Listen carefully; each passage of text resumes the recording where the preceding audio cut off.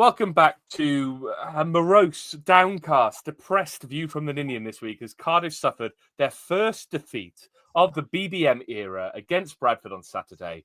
And of course, as we lost, we're bringing in the big guns. Ryan March is here with Ben Price. Negative pod this week. Ryan, what do you reckon? Well, again, our third game of the season where we haven't won, and my third appearance on the pod. Look, you can't be cursed because it's happening afterwards. Yeah, you asked me post-match. I should say. What I wanted to ask really on this pod is, I'm not sure on Tom's whereabouts. Did he finally just want to lie in? Is this where we're at? Look, I'm not going to go into any details on that. There were some fraught talks behind the scenes, but I think what this boiled down to was, yes, he just didn't fancy waking up at 5 a.m. to talk about defeat. And who can blame him? Yeah, no, who can blame him? His commitment since moving down under has been absolutely brilliant. So I can only, he's allowed a couple of these a season. He is like, I mean, usually we give him a lot of stick, but I think he just did want a week off this week, which is completely fair enough. And Ben, you had a week off last week and you're back from your holiday after a short illness as well. It's about what? We've done about 15, 16 episodes this season. You've been away for a lot of them. People are questioning your commitment, but you're back now. What say you to them? No, I think it's fair. I think it's shocking from me, but the flights to Valencia were 40 quid on Ryanair. You ain't turning that down. I would, because I have no holiday allowance to take left for the year. Pull a sickie, come on. Honestly, I can't rate.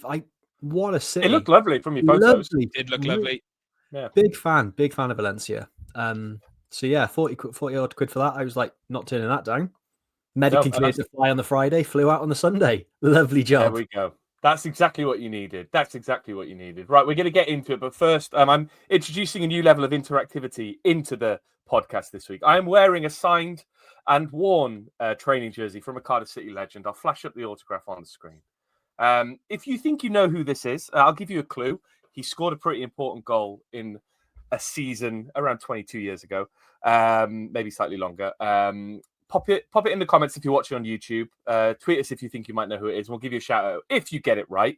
You're not going to give them the top. I think that's harsh. No, it's my top. Why don't I give them my top? And what do we think? I think you should give them a top, not that one. Just any random top you've got. You've got enough shit in that fucking house. All right. If the first person who gets the answer right, I will find something random and send it to you that I have, because I have a lot. I've done you dirty there, Ben. You have, Ryan, but that's okay. That's okay. This is Ryan March's last appearance on the View from the Ninian. He won't be returning between. You can give me away if you want. Okay. Well, Ryan March will come and hang out with you for your house and just bring some negativity. It's not even that. Right now, the way Ryan's going, the postage is going to be dirt cheap in a few weeks as well. Well, the revenge bod, as people call it. Oh, let's talk about football. So football. Yeah. Let's get on to the Exeter game. Obviously, we started this week with our first foray into the Virtue Trophy. One game into the trophy away at Exeter, Ben. I think the only thing really to talk about from that game was the Omari Kellyman sub on 35 minutes. Was he injured? Was he not? Or was it just good tactics from BBM? Who can say? What do you say?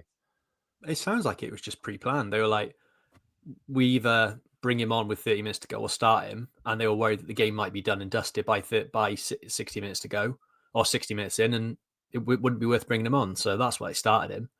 It makes sense to me. It's just, I think he said that in the post-match anyway, that it was a pre-planned sub. So I wasn't really worried about it. It looked obvious because he just ran straight off as if he knew it was coming. Yeah. I mean, there was some confusion over the rules. There's a whole heap of rules that exist within these competitions to kind of promote fair play. We saw Forest Green in the non-league or the National League version of this make 4 subs within the first minute of their game. So I mean, it's so Football Manager. Or it's Football Manager when you've accidentally started your defender in goals, as I often did on Football Manager. Yeah. It's more obnoxious that was Robbie Savage. I think that's what made it funnier. Savage did that. Hey, he's doing a great job down there. He's doing a great job down at Forest Green. Talk of already into the Championship. You can stay there. Ryan, it was a good goal by Callum Robinson. Lovely cross, lovely header. Good to see him get off the mark for the season properly, wasn't it? Yeah, I think he's such a weird player, isn't he, Callum Robinson? Because if you go and listen to any pod last season, you could have been slagging him off or you could have been singing his praises. This sort of, he flips in between this sort of like, he burns so hot and burns so cold. But he's still at the club and he still seems to be engaged. He still seems to be driven. And to be scoring in the Virtue Trophy in midweek, I think shows that there's probably a hunger there. And I know Salek isn't particularly having the season that we would have all liked him to have. I'm not sure if that's totally down to him. But you've got to have, multiple strikers who score goals. And if he's scoring goals, and he did again on Saturday, then that's only a good thing. Yeah, I mean, I think there was... Some people questioned Callum Robinson's commitment last summer, didn't they, Ben? And I'm looking inwardly at myself here on that front. But the fact he's still here, he came on against Bradford in Preston. He looks lively when he came on. He did it against Stockport. It feels like he's knocking on the door now, doesn't it? Yeah, he's clearly got a bite about him. He doesn't want to be sat on the bench. The transfer window's shut. He knows he's here until January at the earliest. He wants to get on and play now and either earn us promotion and get back to the Championship or earn himself a move and get himself back to the Championship, one of the two. But he's a really important player to have. He scored 12 goals last year for us and we were shit. Yeah. In a team that's sort of playing like how we are and the chances we're creating in a league down, he should be looking to break his goal scoring record again for 2 seasons on the row. So hopefully he gets that because, he clearly needed that goal because you could feel the weight lift off his shoulders when he scored. I know it's only extra. I know it's sort of like a third-rate cup. But second rate, it literally is a third rate. Yeah. So it's important he gets those goals. Doesn't matter how they come. It's like some players need them off the arse. It doesn't matter how they go in. Just they long to go. But the fact it was a tidy finish as well really just adds to it and shows he's looking sharp. Because I think the post afterwards, Barry Murphy was talking about it and said in training he's scoring like 7 or 8 goals a training session at the moment, and that's really encouraging to see. So it brings a few questions about our defenders in training there, but we won't go into that at this stage. Ryan, obviously the Exeter game gave an opportunity to get minutes in the legs for people like Mafiko, Giles impressed, Osho got his first start, Nyakua played again, Isaac Davis all played again.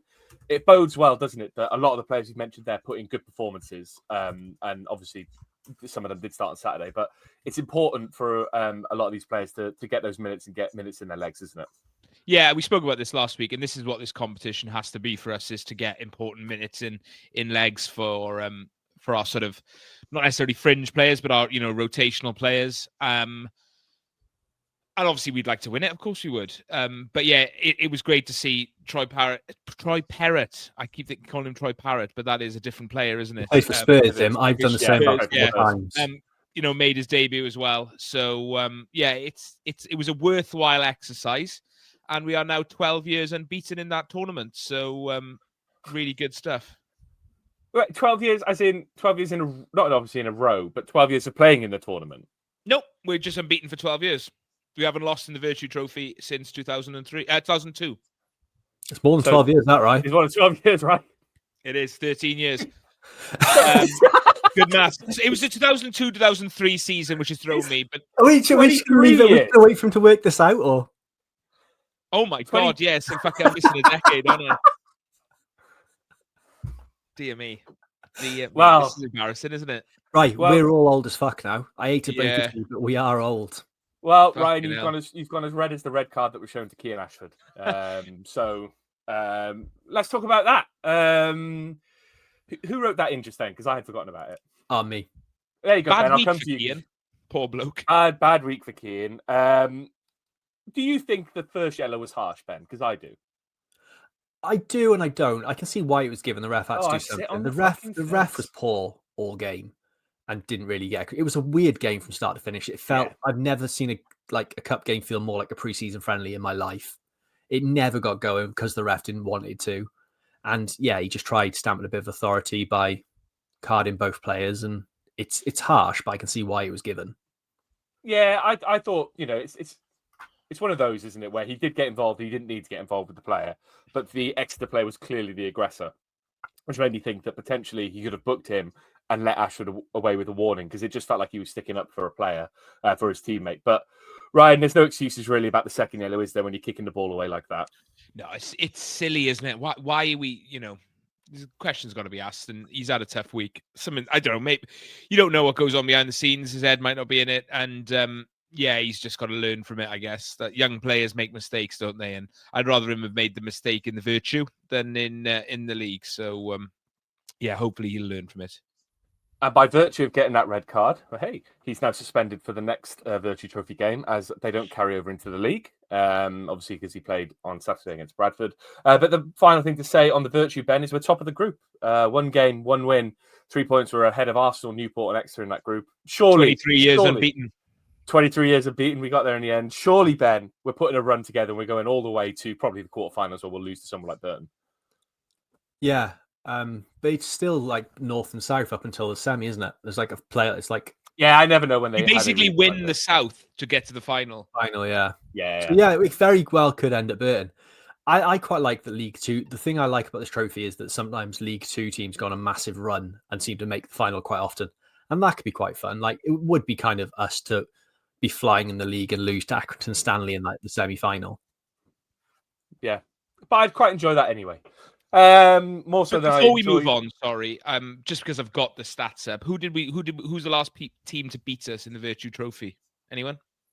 The last team to beat us in the Virtue Trophy 23 years ago now. Yep, 23 definitely. 10th of December. Was it regionalised then? Yep. I'm going to go with Barnet. No, correct. First letter. They are currently playing in a league higher than us. Oh, go on then, Ben. You have a guess. Who's going to be that's south there? Bristol Very City? south. No. Brentford. No. You're just going to shout teams who are getting a B? No, you can just give us the answer now. Bournemouth. Oh. Bournemouth beat us 2-1. Who scored for Cardiff that day? Andy Campbell. No, he scored in the prior round, actually against Exeter. Ben? I'll go Leo Fortune West. No, he also scored in the prior round against Exeter. We won 3-0. Him and those two. Jason Graham Kavanagh. No, this guy, he scored loads of goals, but barely any of them in the league. I'm looking for.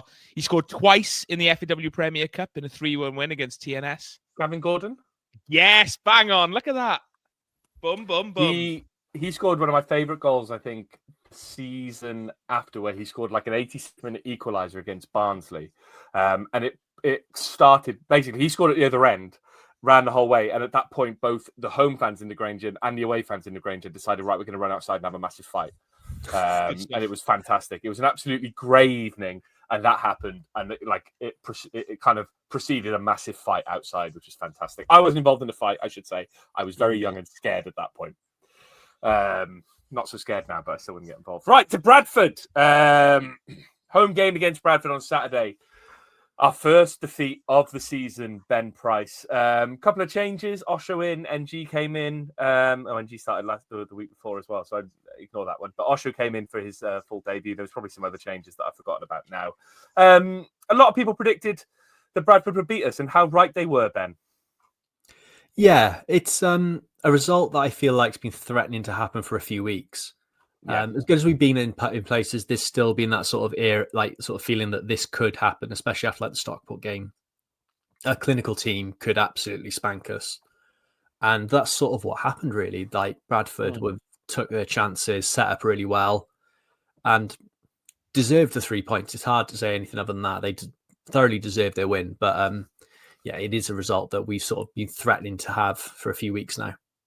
Sorry, Capaccio came in for NG, and then NG came on at half-time, which is where I got confused. Yeah, Ryan, I mean, we touched on it off-air before we kind of started recording, but you made the point that it felt like we were worse against Stockport and better against Bradford, but we got the defeat against Bradford just because of how effective Bradford were.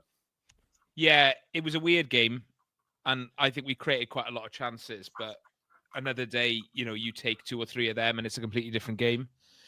And there's no shame. We had to lose at some point.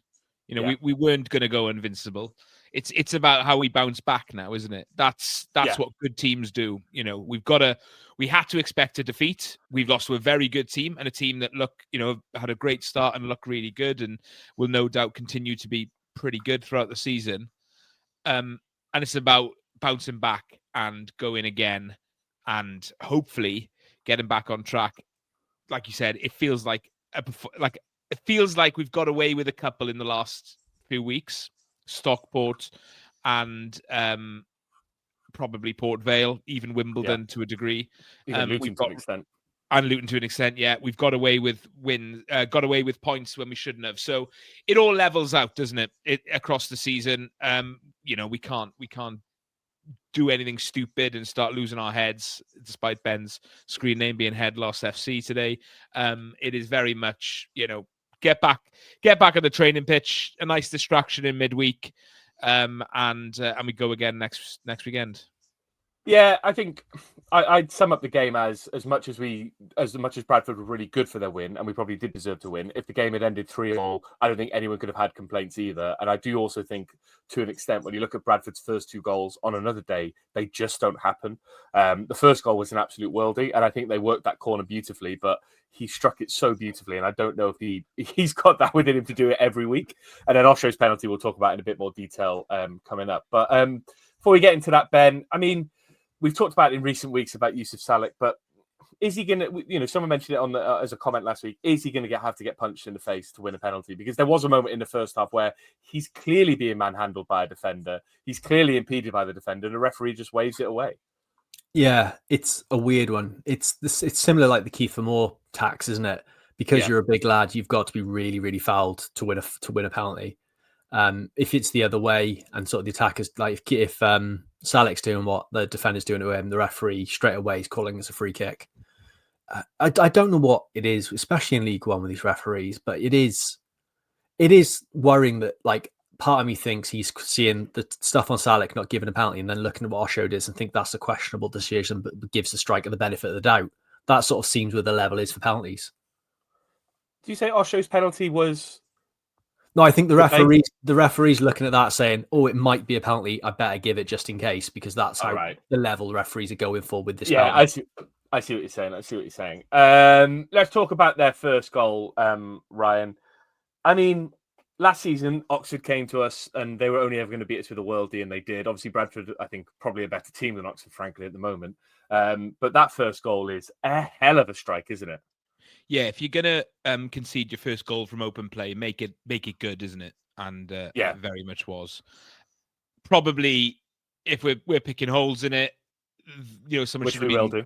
Yeah, I think someone should have definitely been closing him down. Shouldn't give him as much space. Like you said, Ben, the way he hit it, he just caught it perfectly. It's a 1 in 1,000 strike for the likes of us on a 3G pitch. And sometimes you hit one and it flies in the top corner and you think, oh my God, maybe I've got something about me, and then you won't do it again for like 4 or 5 years. He might do it a little bit more regularly than that, but it's still a bit of a lightning in a bottle moment. So you can't complain too much. But like I said, I think we probably should have got up in his grill a little bit sooner and maybe not given him as much space to just whack it like he did. I don't agree with that. I think it's a horrific defending. I think it's so obvious where the ball's going from the way they set up the corner. No one reacts to it. And the fact no one charges him down, even starts charging him down until the ball's at his feet, and he's getting the shot away, is ridiculous. I think it's really, really poor. Maybe I should have been harsher. I think you've both been very generous. I haven't said anything. Yeah, but you sort of nodded and agreed. I'm nodding and agreeing with you. I just do that. I'm the host. I play both sides. I thought I was really frustrated watching that goal. Like, the more I watch it back, the more frustrated I get with it. Just the slow reactions. I think it's the most last year sort of scenario I've seen us have all this season. Sort of, it felt like a lot of the bad habits from last year. That felt like something we do under Reza, not something that a Brian Barry Murphy team does. And that's where the frustration came from me, because that's so poor. You've got to be so much closer to them. If you can see that, like on a Saturday, like a Welsh, like Cymru South level or something, you'd be disappointed. So to go from there to sit that in League One is poor. I also think, Willock gets there, right? But he doesn't really get there. He kind of hangs a leg out. He kind of doesn't make himself big. He kind of tries to get in his way, but isn't close enough that his kind of straight body is going to impact it, because he doesn't like put a foot out. He doesn't fly in with a tackle. Like, at that point, you want someone, and Turnbull wasn't far off either. Turnbull was coming in from the other side, but Turnbull was a lot slower because he is a lot slower. But at that point, you just want someone to throw themselves at the ball, don't you? if you're 5 yards away at that point, just fling yourself at it and hope that you get something on it. The worst you're going to do is deflect it and it might go in, but at least you'll have got something on it. Instead, he has a free shot, which, again, I say he isn't going to score that every week. He won't score that every week, but I don't want to detract from the shot because it's a hell of a strike. But we should have done a lot more to defend him. Oh, he's hit it amazingly well, but I think if someone's closer to him, he's not got the confidence and time to get the connection he does. Even just someone run at him sort of in his eye line, takes his concentration off the ball. He's not scoring that. Yeah, Ryan, do you want to change your mind on anything? Has Ben convinced you? I mean, I did say it was bad defending and we should have closed him down. I just didn't say it with as much vitriol as Ben did. So I'll let him have that moment because I'm trying to not be as negative. Oh, change for Ryan. Well, someone's got to bring the positivity when Tom isn't you.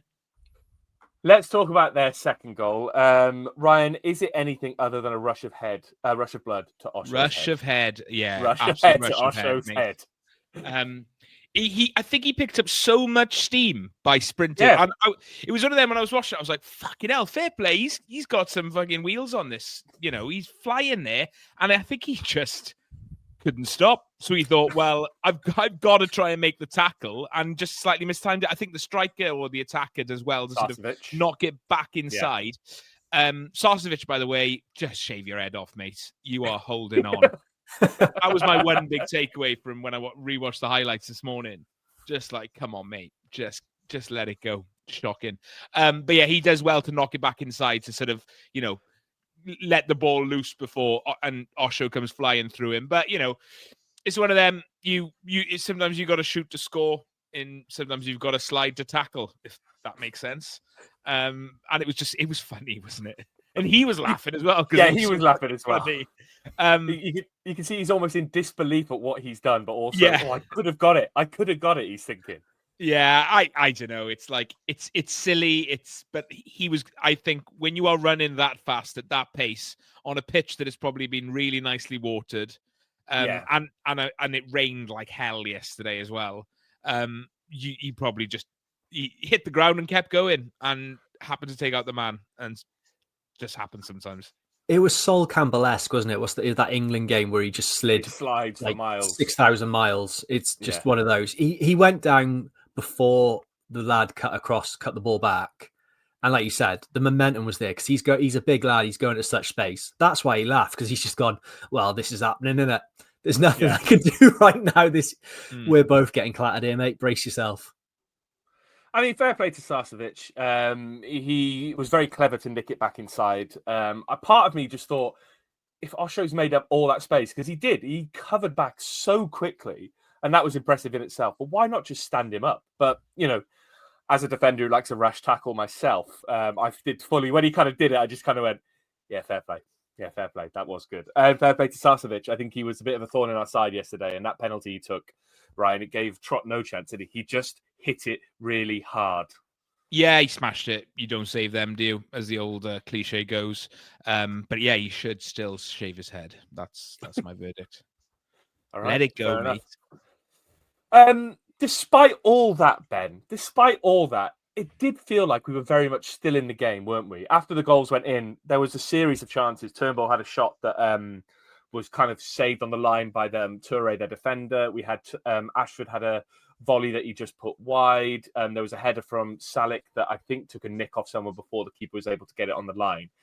It felt like if one of those chances had gone in, the game could have turned around, couldn't it? Yeah, it just needed to drop our way. I think we've had a fair bit of luck recently. We just didn't quite have that luck yesterday.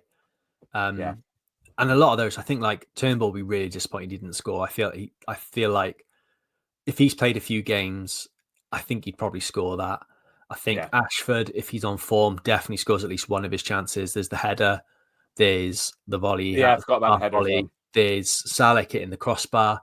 It's just, we've ridden our luck in previous games, and yesterday we just didn't have that luck, and it's just how it goes, isn't it? It's how the cookie crumbles. And sometimes it goes your way, sometimes it doesn't. And that's happened with the third goal, wasn't it, Ryan? I mean, it was just... I think the fault probably lies with NG and Wintle on this goal. NG commits too high up the pitch and leaves a lot of space behind him. Wintle is very slow in tracking back, and halfway through tracking back, points at Osho and says, "That's your man." which causes the defence to kind of pull across. You can see it almost like a domino effect. NG goes, Fish has to come across, Osho has to come across, Bagan has to come across. It leaves so much space at the back post. It was a good goal, but it was all in our own making, wasn't it, Ryan?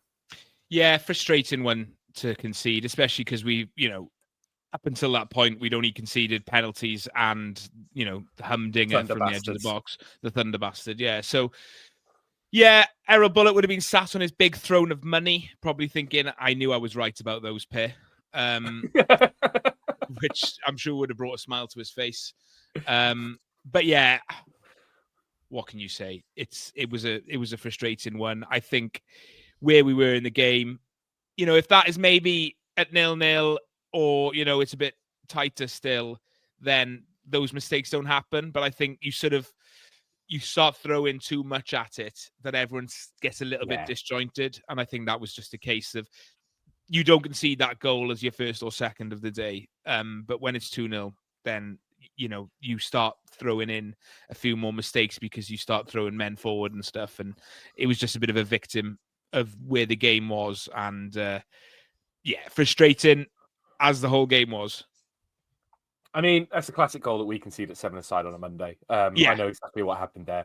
We're 2-0 down, we're chasing the game, and all of a sudden they've got 3 men forward and we haven't. And that's exactly what happened there. So I'm completely empathizing with them on that. But despite that, Ben, despite all that, it still looked like we were in the game, didn't it? And obviously Callum Robinson came on, and I think we talked about it in the extra game, but Robbo looked bright when he came on. He looked like he really wanted to get involved. He was linking play really nicely. I think it's nice when he gets to come on and play alongside some of the other attacking players, because often he's come on when the games are kind of dying out this season. But and he got his goal, didn't he? And it was quite a good finish. Obviously, he's close to goal, but he has to get it up over the keeper, and he did it well, didn't he? Yeah, it's all about being clinical. It's getting chances and taking them. It's what the other players in the squad didn't do yesterday. Mm-hmm. And someone, like you said, with like the extra goal as well, someone of his quality, he's going to score goals in this league. And he did just that. And now it's him sort of putting his hand up and saying, right, I can be the main man. Because Salek sort of came in, took the weight off him because he was carrying us that first half of the season, like the previous season. Now he's back fit again. He's putting his hand back up going, no, I am still the main man here. And that's what he needs to do now. Get a bit of a run, because it's just not quite clicking for Salek yet, because just the way the league is.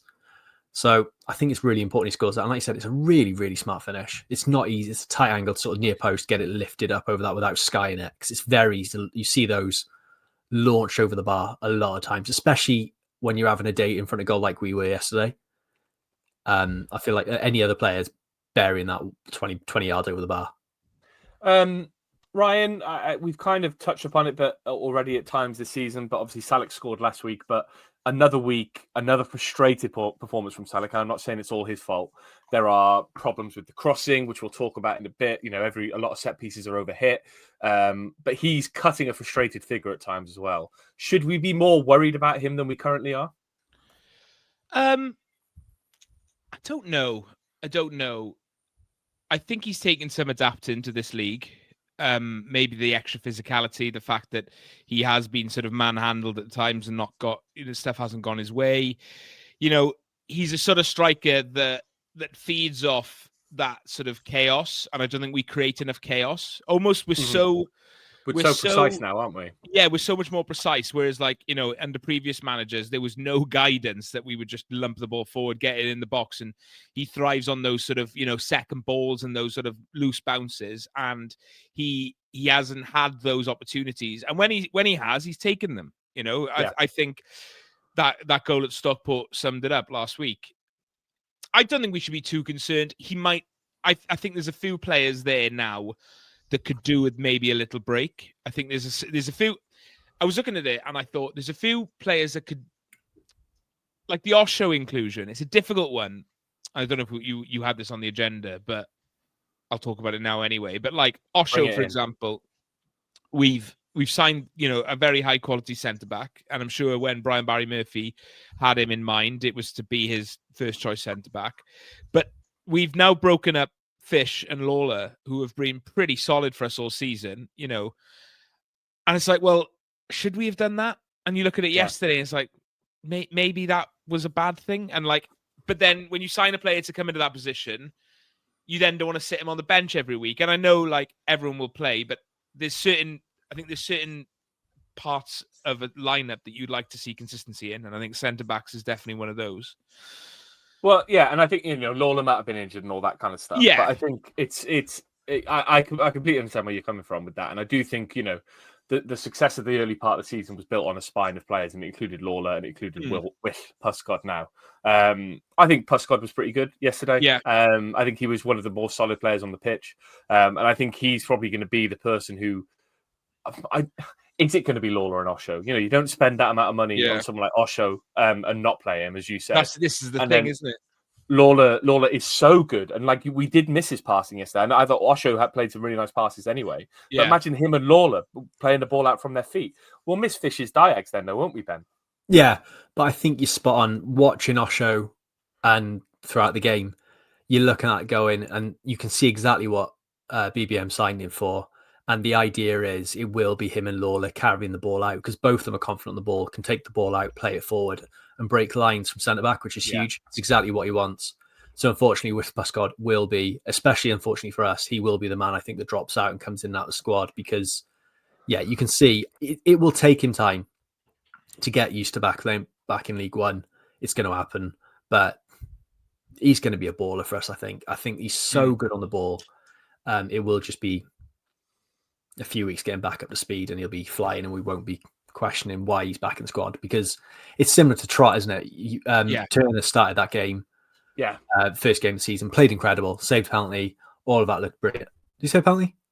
Saved penalty, against. Yeah, he just saved penalty, sorry. No, he saved penalty in the cup. He conceded the penalty against Peterborough. Yeah, but you saw how he came into the squad and played really well. And very harsh to be dropped, unfortunate to be dropped, but Trott came in and we were lucky with Trott that he started like a house on fire, has carried on going since there. Yeah, he's barely put a foot wrong. It's just, you're probably not going to get every player doing that. Some players take a little while to get up to speed, but I think when he's up to speed, Osho will be fantastic for us.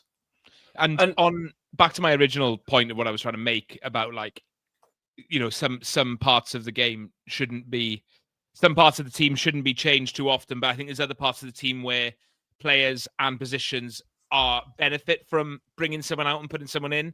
And I think Salek might be one of those now, especially now with Robinson getting 2 goals and feeling a little bit more confident.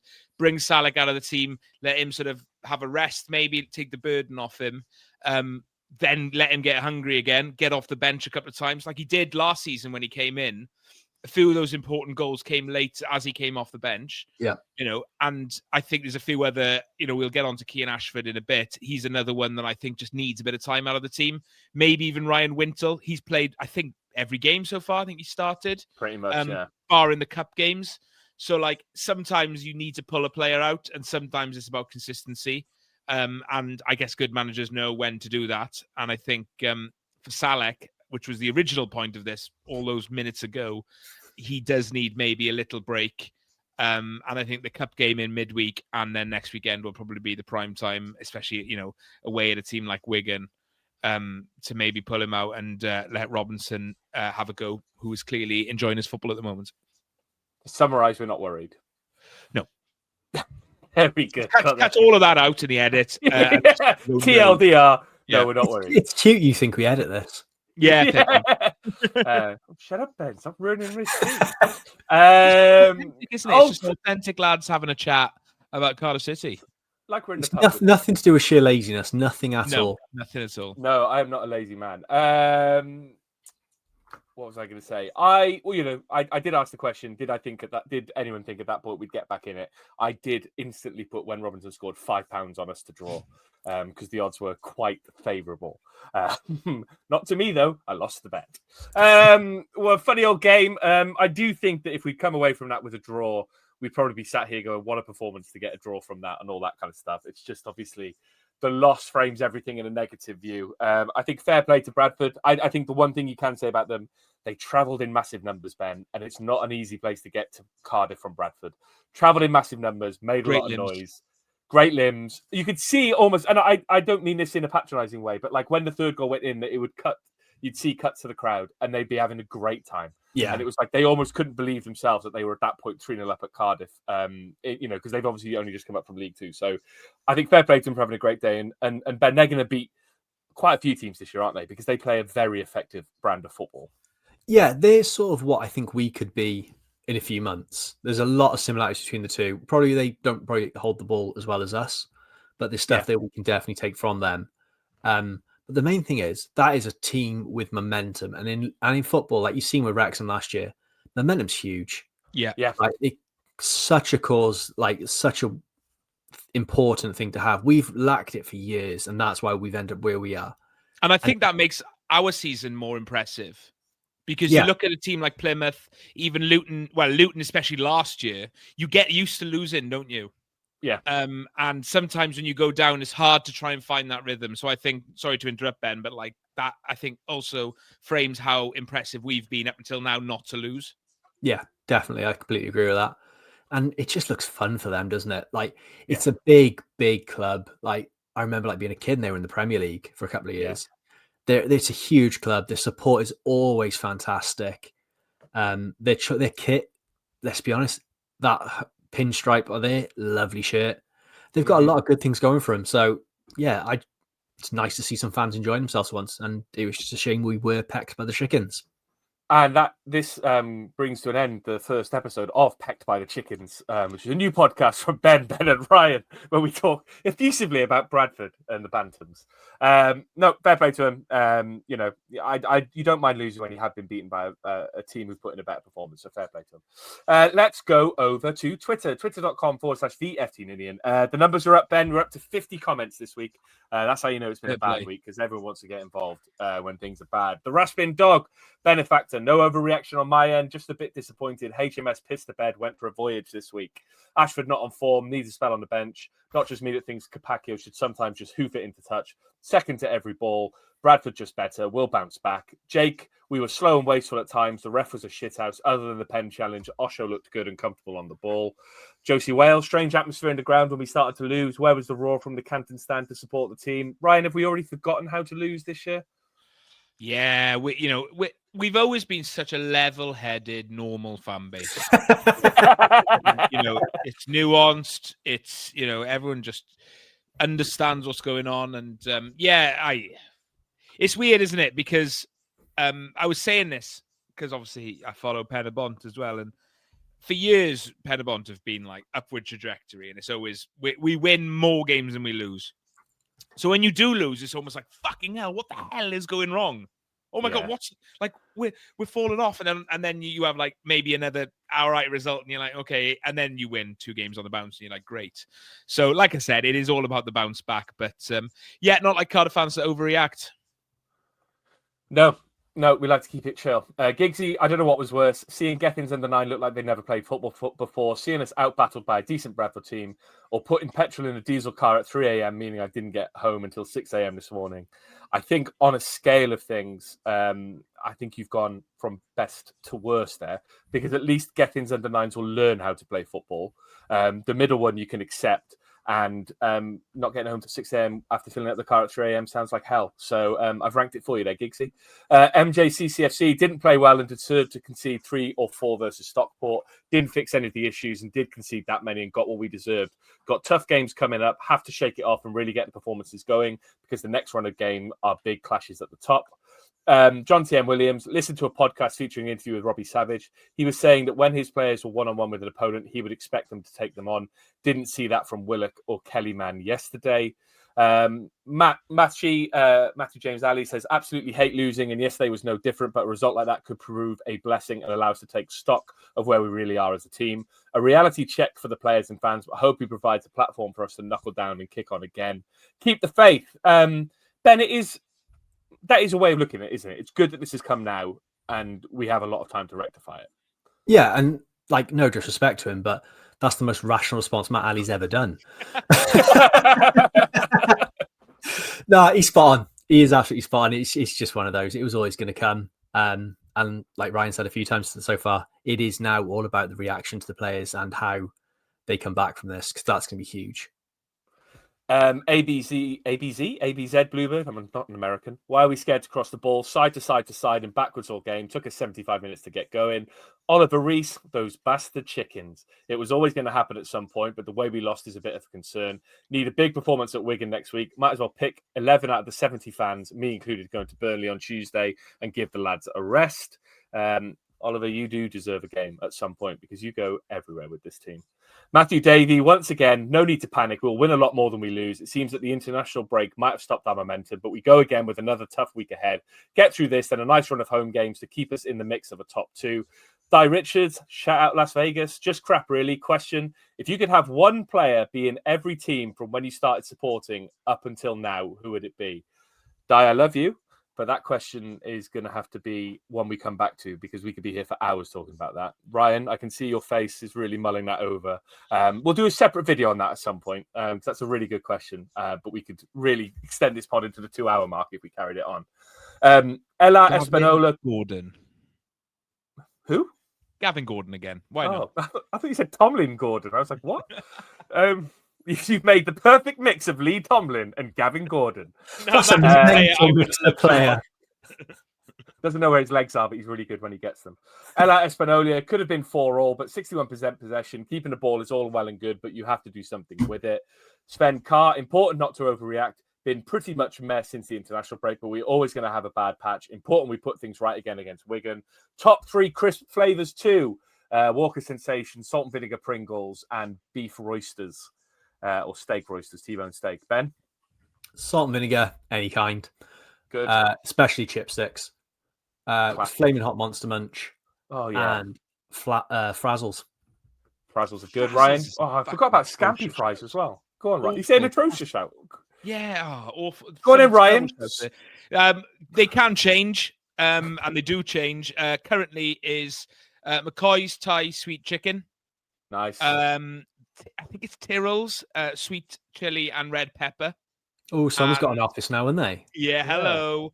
And the other one that was in my head then, Knick-Knack's nice and spicy. Was it nice and spicy? Nice and spicy. Yeah, Ribbon saucy, nice and spicy. The orange one, yeah. CFC, Bradford didn't do an awful lot today and somehow find themselves 3-0 up. Crazy. Hopefully that's just a blip and we are okay next week against Wigan. That double pivot of Wintle and Turnbull was actually the trouble in midfield. Joel C should have started. I agree. I think Joel Colwell was very hard done by to be dropped.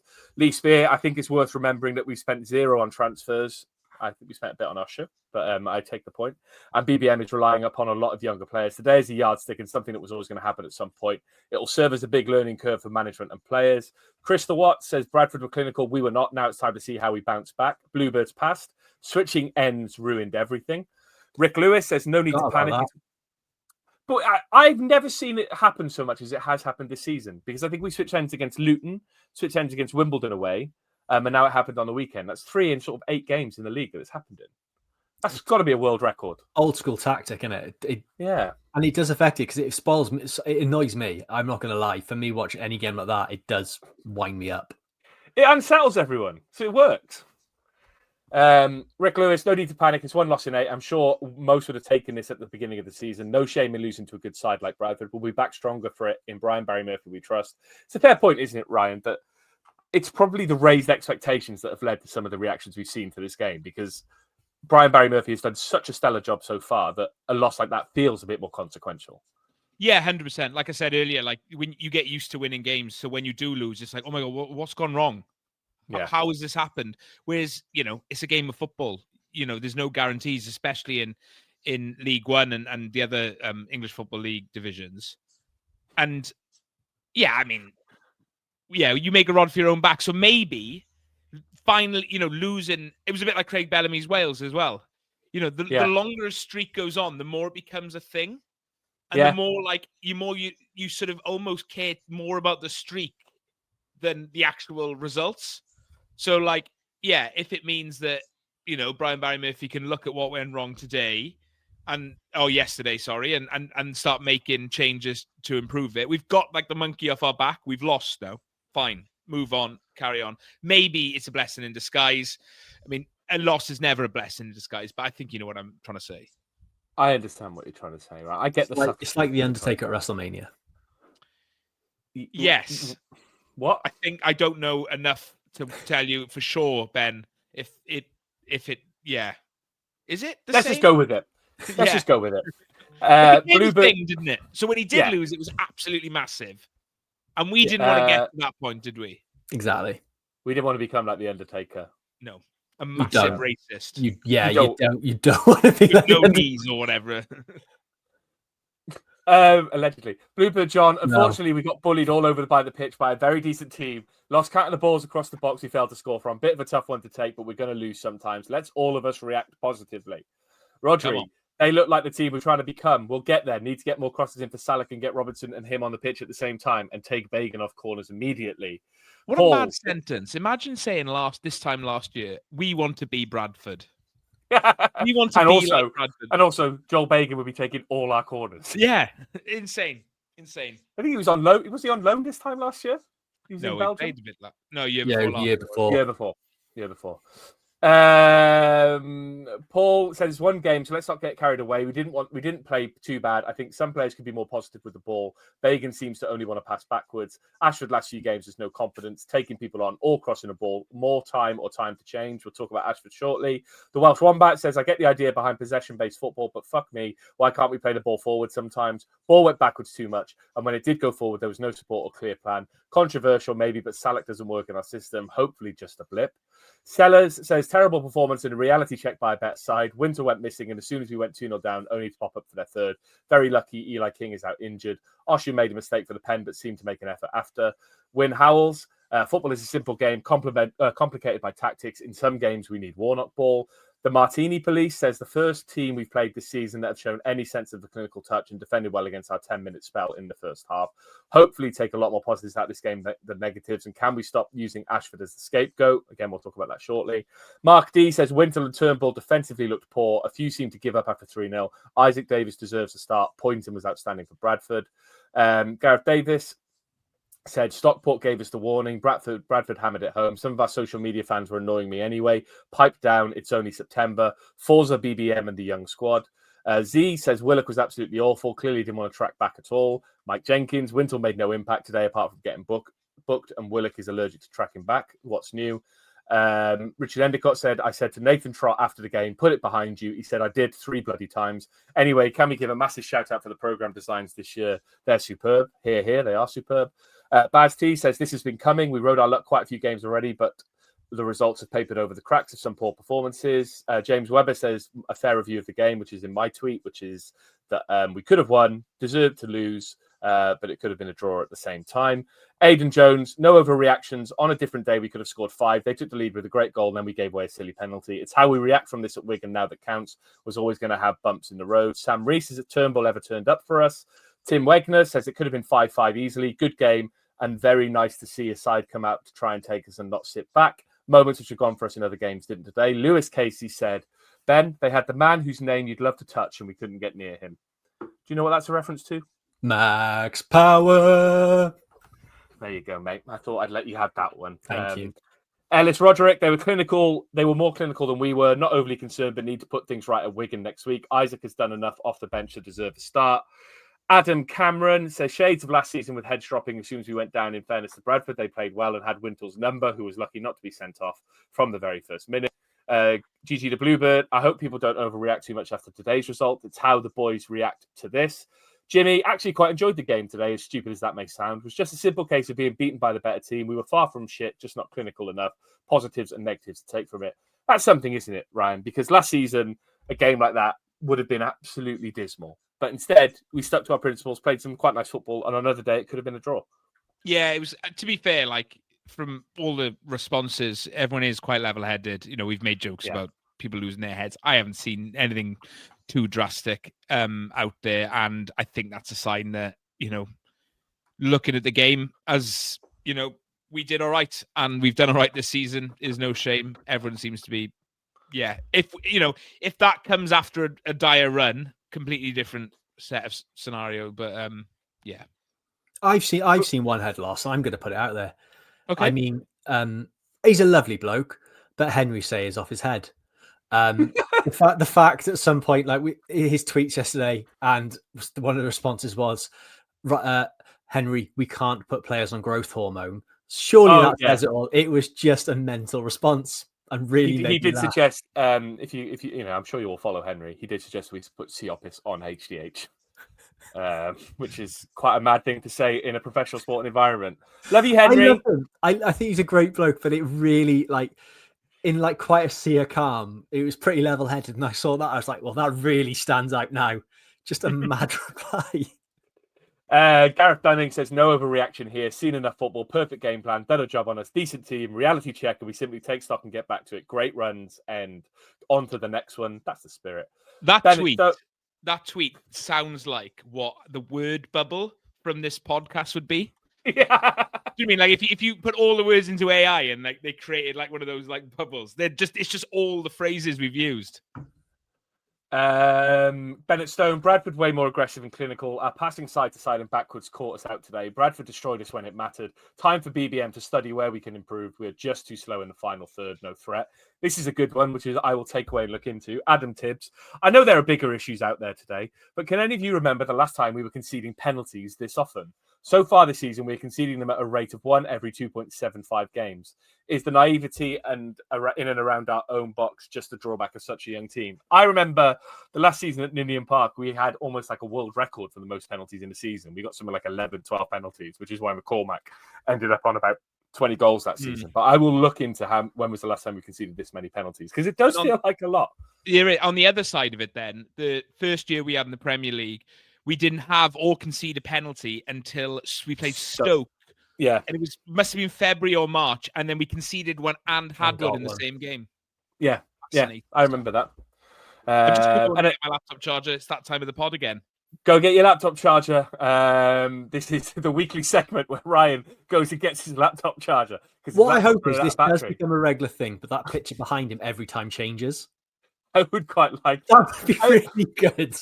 I also think, as we say every week, Ryan runs a production company. He's very involved in the kind of technicalities of running a production company, yet he always forgets to charge his laptop.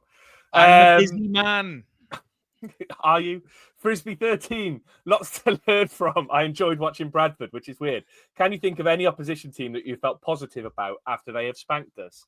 I mean, we could go back to the Premier League season 2018-19. We saw some pretty good performances against us then.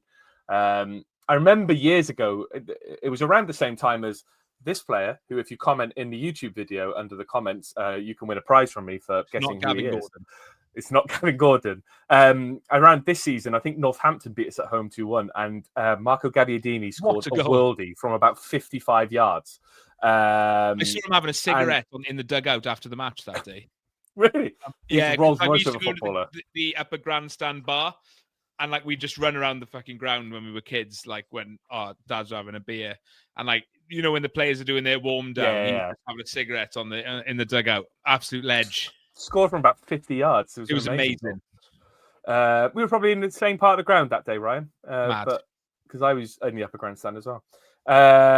Scallop Ho, overreaction, getting pumped at home, not great, invincible season over.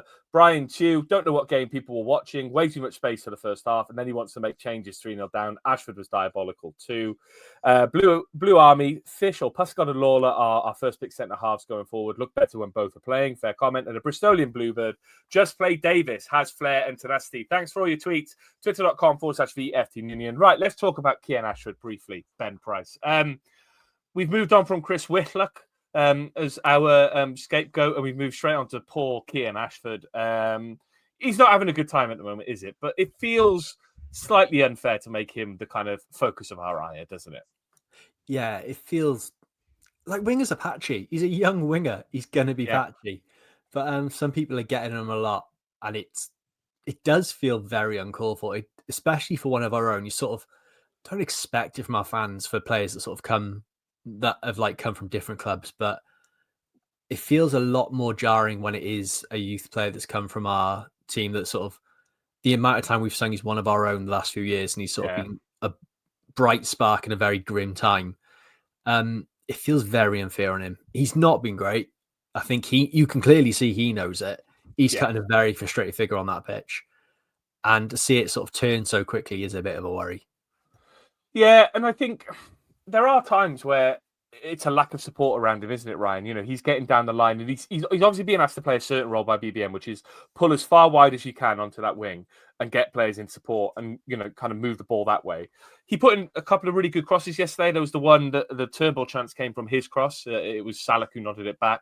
He still is having an impact at times, isn't he? It's just, are we expecting too much because he's one of our own? Are we expecting too much because he exploded onto the scene sort of 18 months ago? I don't know what the answer is. Yeah, it's a weird one because I think sometimes he has a moment like you just said, but then like the simple stuff, like he'll sort of be given like a nice 10-yard pass and he can't control it properly. And it's like, it's a bit, it's difficult, isn't it? And he's so young, and has he played too much football? Does he need a bit of a break? Obviously, in the international break, he went with Wales 21s as well. So, he was playing football in the international break. He's playing a lot of football for a young man. And it'll be interesting to see what he does on Tuesday. Do you keep playing him in the hope to try and play him into form? Or do you bring him out of the team to try and then give him a break to then let him find his feet again? So I think what happens next will be really important from BBM in terms of his man management, because he is a concern at the moment. And you also don't want to derail his career, because this is such a formative time for a young footballer, that if he does have he carries on having a stinker and he has a bad season, then his ceiling automatically drops and his floor drops, and all of a sudden then he ends up in League Two, and it's hard to get out of that cycle then, isn't it? So it's like, this is important. We've seen it with Colwill to a degree, Ruben Colwill, that he had a bit of a sticky time and maybe he didn't kick on as much as we'd have liked. So it'll be interesting to see how BBM and his coaching staff handle Ashford over the next few weeks. But, Ben, is this just a symptom of us needing a scapegoat? We've always had players in the time I've supported Cardiff, even going back the last time we played Bradford. It was Richard Langley who scored the goal when we beat Bradford 20 odd years ago. He was a scapegoat for many people. Up until across last season, it was people like Willock at times who were getting a lot of stick from people. Even if you go back sort of, Marizo was a scapegoat, for crying out loud. Marizo was a scapegoat, deserved. In some ways, but we always seem to have a player that we focus our ire on, don't we, Ben? And is that just the natural order of things, or can we break that cycle this season? I'd like to think we could, but I don't think we will. I think social media is clearly showing that we won't.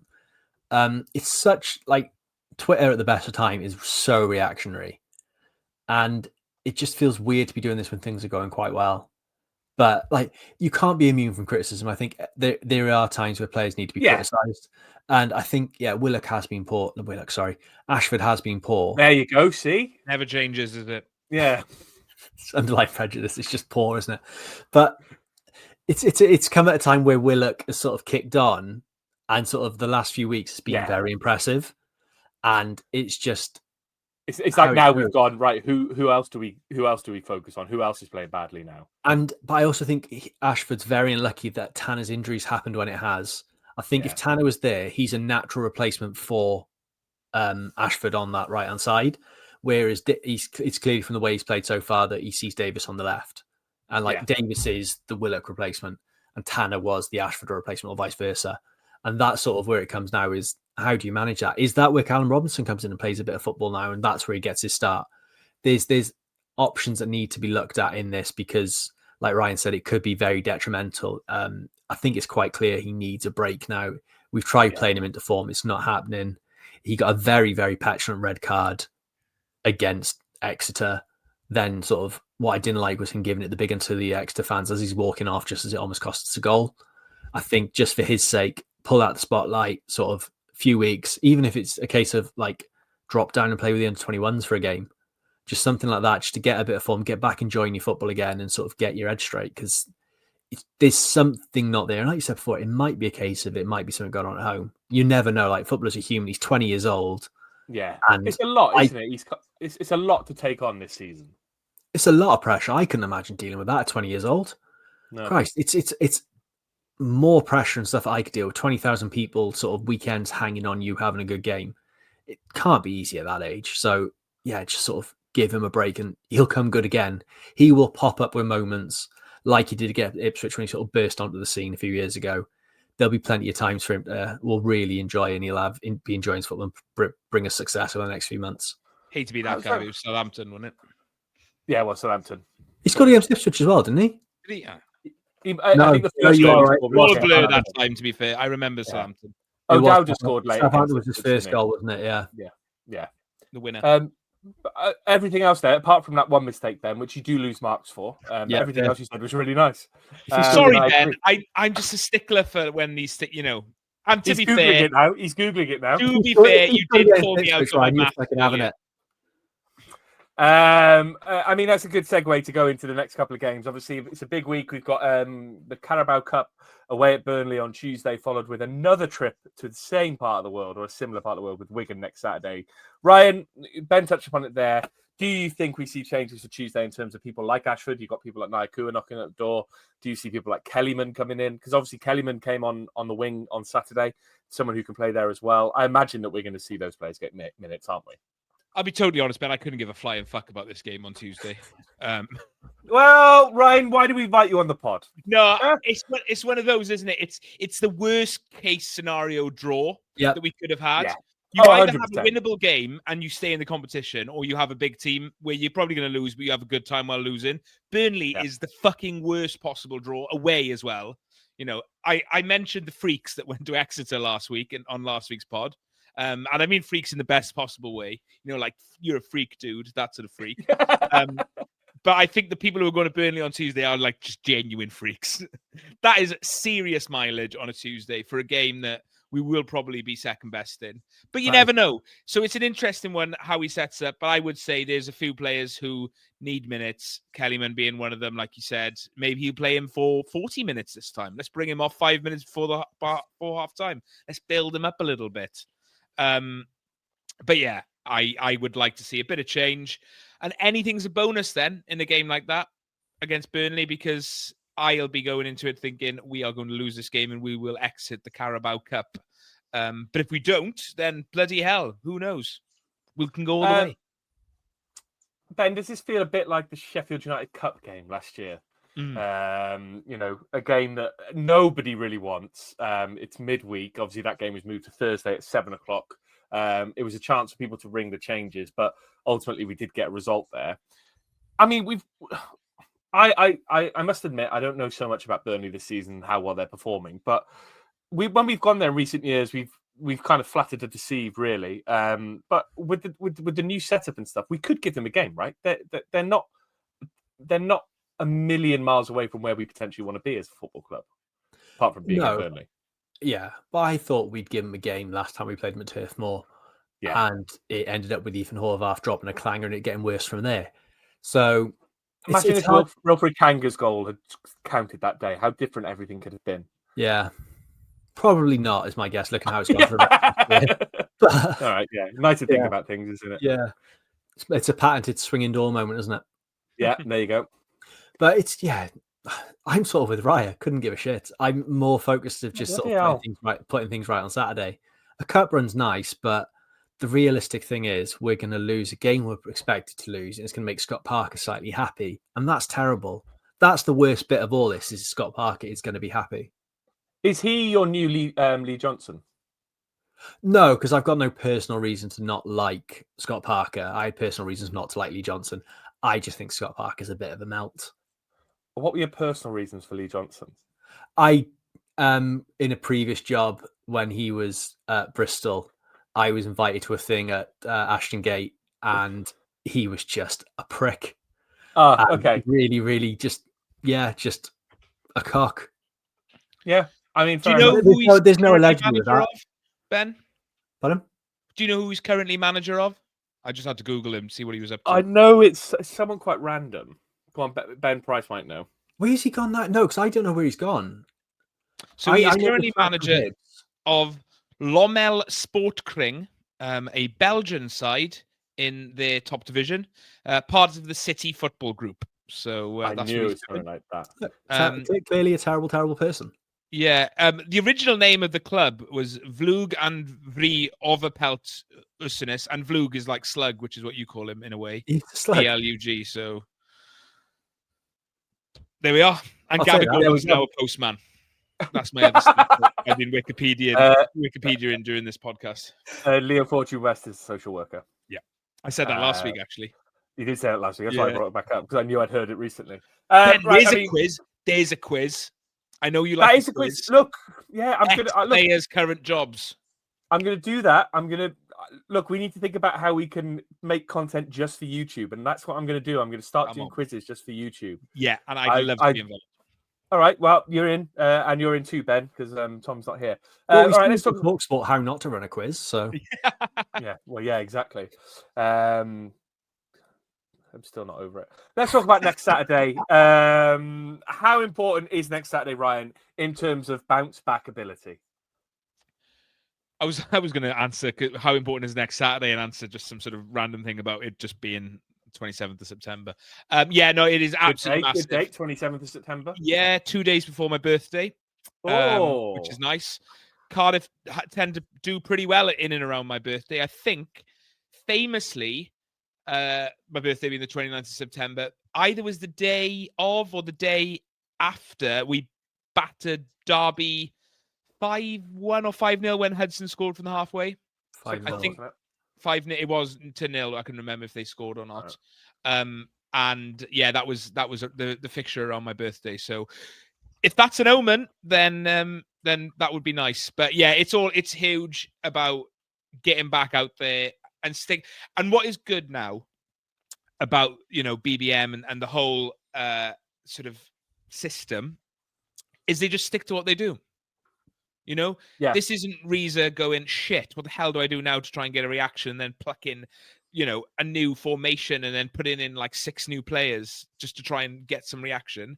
He will go with a very similar team. He'll make the changes he needs to make, and we'll play the same way. And hopefully that is enough to get a result, if that to be a stickler for stats, Ryan, I think we Mark Hudson scored that goal in April of 2012. Maybe that was a different game then. We battered them a couple of times, and I think one of them was. I think we beat them 6-1 at home, and that was that might have been the game. But Hudson's goal. Is that the one where all their fans hid under their flag? Yeah, Cardiff 6, Derby 1, 29th of September 2009. There you go. You got the goals wrong, but Michael Chopra scored 4 times. Yeah. There we go. Yeah, facts. Wigan are having a funny season, Ben, aren't they? They can't seem to find form. They've drawn with Stockport. They lost to Salford. They've drawn with Lincoln. They beat Doncaster. They lost this weekend to Bolton.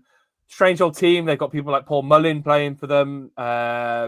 It's hard to know what to make of a team like Wigan, isn't it? Under Ryan Lowe. Obviously, Ryan Lowe as a manager at Preston probably beat us every time he played us, because that's what Preston do. But they seem to just be destined for mid-table this season, don't they? Yeah, they're one of that pool of teams that sort of had vague hopes of sort of kicking on and pushing for a playoff place, but realistically they are going to be in that sort of muddle of teams from 10th to sort of 17th in League One. It's just the nature of it, isn't it, with this team? They're still sort of trying to find their footing again with the takeover and everything going on with the club. They've not quite found their new identity yet, and we need to play on that because, yeah, signing Paul Mullin isn't the option, but he's 100% going to score past us on Saturday, isn't he? Yeah, he's got 3 goals already this season. I fancy him getting a 4th against us. But the important thing, Ryan, with this, isn't it, is that we've still got a game in hand. And I think that's what we should, when it comes to where we are on the table, I don't think anyone really would have had us as high up as we are now. I think we'd have all been optimistic about it, but, we were getting used to a new league. We've still only conceded 5 goals, which is the least by 1 in this division. When you look at the Stevenage as the next team to concede 6, and we've still got that game in hand. So Saturday is important, but we've still got a game to make up, haven't we? Yeah, I was looking at the table earlier, and obviously if we win that game against bottom of the league Burton, then we will most likely be top of the league. So yeah, I think that's a positive. I'd rather have the points on the board, of course. And it does mean that we're going to have, Saturday, Tuesday again. Well, Saturday, Tuesday, and then 3 Tuesdays in a row.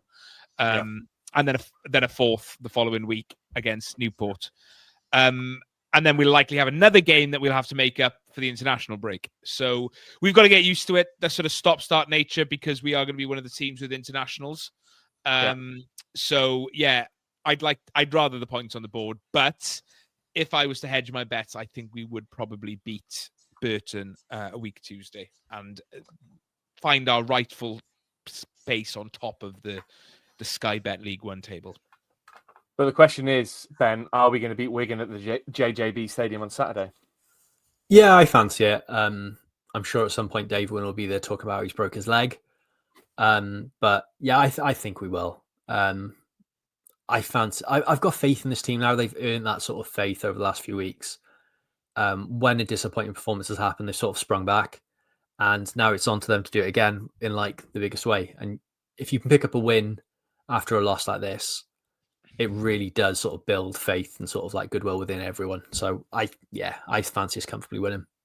Ryan, as the man who's bringing the positivity this week, are we going to beat Wigan? 2-1 win. 2-1 win. Who's scoring the goals? Salak double? Do you know what? With Puskod.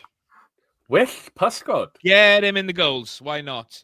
He deserves it. He almost got an assist at the weekend when the ball cannoned off his face for our goal. Yeah, leap like a Puskod would be great. Let's put that on a t-shirt. Yeah, leap like a Puskod. And we'll go with Callum Robinson. Starts and scores. I'll go 3-1. I think, Robinson double. And I'll go Ruben Colwell because he hasn't actually scored for a couple of weeks now. And it's time for him to step up. Otherwise, Craig Bellamy won't pick him. All right, yeah, because he did talk about that consistency. That's what he wants. I'm going to go 2-0. And I'm going to go Osho's going to make up for it. And I think your boy Whitlock's going to get a goal as well. Wins all round. Let's hope that I had a question. I was listening on my holes. Really enjoyed last week. Yeah. But I've got a question with you doing the double L. How would you do Turnbulls? Turnbush. Yeah. I couldn't figure it out in my head. I don't know why. It's just the L's at the end of his name. Yeah. I know. It just seemed difficult for me to figure it out. Turnbush. Colwill. Whistler. Colwill I had, but for some reason I couldn't work out Turnbush. But it's exactly the same. Yeah, I know, but it sounded more difficult in my head. I don't know why. Gareth Washley. Yeah. Lee Bush. Lee. I didn't think that we'd be coming to the end of the podcast and we'd be mentioning Lee Bullock's name. What a player. Lee Bullock, if for whatever reason you are listening, if you still have that orange shirt from your debut in which you scored against Ipswich, or I don't even think it was his debut, the last game of the season, because I think he signed in January. He did score in his debut at home against Reading, though. If you have got that orange shirt, long sleeve, from your last game of the season at Ipswich, I will pay upwards of a lot of money for that shirt, because that is my favourite Cardiff shirt of all time, and he had it in long sleeve. He was managing in the Northeast last I heard. Whitby Town, 2022. Whitby Town. Don't know what he does for a job otherwise. I believe he's a copper. A copper? I believe he's a copper. Bollock by Bullock. He's got the look of him, hasn't he, Lee Butler? Yeah. What a player. Anyway, we've gone down a rabbit hole right at the end here. Thank you if you stuck with us up until now. If you have been watching on YouTube, like, subscribe. Remember to add your comment who you think the signature is on this training shirt from many years ago. Ryan, thank you for joining us as always. Ben Price, great to have you back from your holes. If you like what we do, twitter.com/VFT Ninian. If you want to give us some money, kofi.com/VFT Ninian. If you aren't watching or subscribed on YouTube, please subscribe. Please follow us on all the podcast platforms. I think that's it. I've covered it off. We'll be back next week. It's time to send it home. We're going. See you later.